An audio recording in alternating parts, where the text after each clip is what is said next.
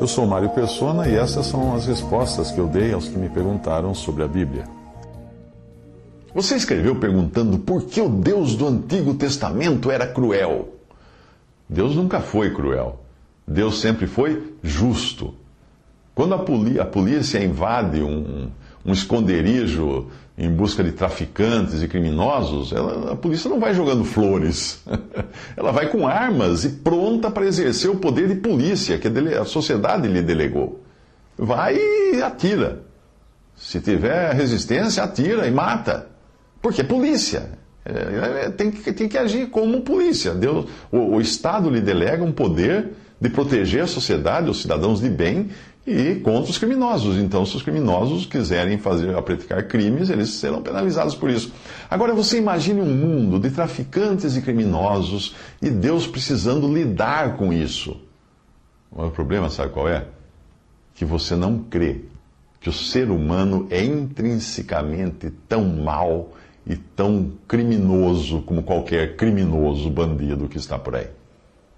Deus é santo. Qualquer átomo de pecado, qualquer partícula de pecado é horrenda para Deus.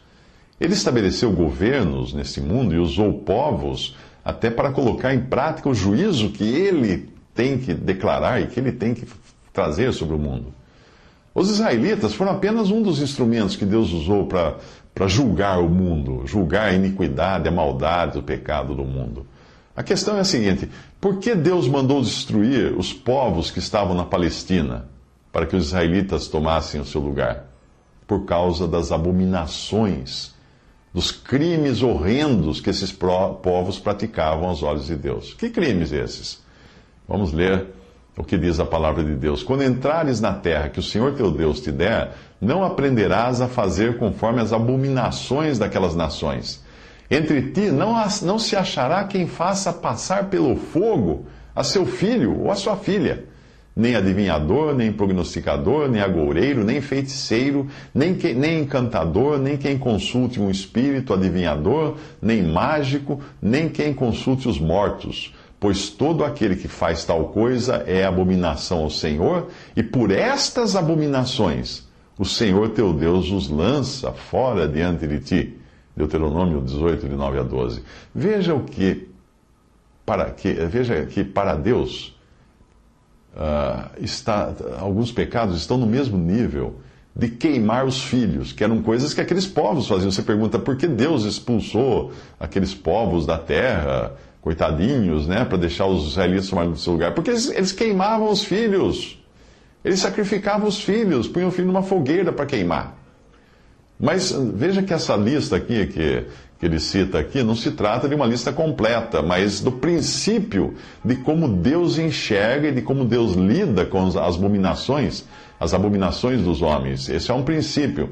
Numa outra ocasião, Deus usou um instrumento gentil para exercer o seu juízo sobre os povos e até para ajudar a reconstruir o templo de Jerusalém. Tal era o estado lastimável a que tinha chegado aquele povo de Israel. Da mesma forma que Deus julgou e castigou os povos gentios que habitavam naquela terra para limpar os seus pecados, as suas abominações, em alguns momentos da história, Deus precisou fazer a mesma coisa com o seu povo de Israel, disciplinando-o. Veja essa passagem quando ele diz assim: eu sou o Senhor, que digo de Ciro. Ciro era um imperador gentil.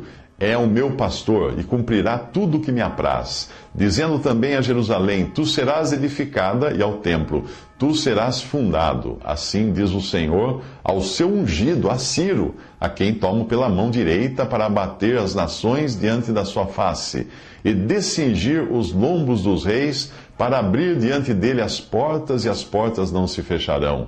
Eu irei adiante de ti, endireitarei os caminhos tortuosos, quebrarei as portas de bronze, e despedaçarei os ferrolhos de ferro. Dar-te-ei os tesouros escondidos e as riquezas encobertas, para que saibas que eu sou o Senhor, o Deus de Israel, que te chama pelo teu nome. Isso está em Isaías 44, de 4 a 28, e 45, de 1 a 3, Deus se referindo a Ciro, ao rei Ciro, ao imperador Ciro. Mas o detalhe aqui é o seguinte: o profeta Isaías, que escreveu isso, viveu entre os anos 740 a.C. e 681 a.C. Mas Ciro só foi rei da Pérsia entre os anos 559 e 530 a.C. E aí foi quando ele autorizou o retorno dos israelitas que estavam no exílio para reconstruírem Jerusalém, o templo, no ano 537 a.C. Ou seja, quase 200 anos antes de Ciro ter nascido, Isaías profetizou que ele nasceria, disse qual seria o seu nome e o que ele faria em relação aos judeus, a Israel. Esta é mais uma evidência de que nós não estamos falando de um livro qualquer ou de um livro de fábulas inventadas pelos homens. Nós estamos falando da palavra de Deus. Portanto, o melhor mesmo é você levar muito a sério a palavra de Deus. E quando Deus agiu, quando a palavra de Deus nos fala da maneira como Deus agiu com povos na antiguidade, por causa das suas iniquidades, por causa das suas abominações, dos seus pecados, não cabe a nós dizer que Deus agiu com rigor e que Deus estaria errado, que Deus não deveria ter feito isso, aqueles pobres povos que só sacrificavam seus filhos e queimavam na fogueira seus filhos e suas filhas. Se você fizer isso, então você vai ter que também dizer que a polícia não deveria sair por aí prendendo bandido ou até matando bandido quando eles tentam matar pessoas da sociedade, trabalhadores que não estão fazendo mal algum. Você teria que ficar do lado dos bandidos e dizer que não, os bandidos têm que mesmo matar quando eles quiserem matar e a polícia não tem nada que intervir.